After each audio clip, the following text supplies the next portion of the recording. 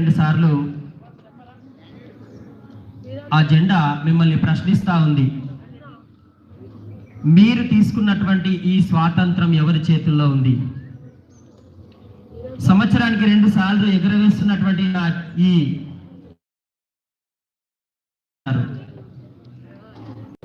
దొంగలు, దోపిడీదారులు, స్వార్థపరులు, రాజకీయ మత ఆచారాలతో దేశాన్ని అమ్ముకుంటున్నటువంటి ద్రోహుల చేతుల్లో నన్ను పెట్టారు.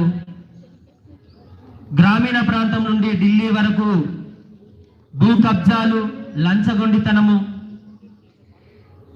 మత కల్లాల చేత నా దేశాన్ని నాశనం చేస్తున్నటువంటి ఇలాంటి చేతుల్లోకి నన్ను పెట్టారు.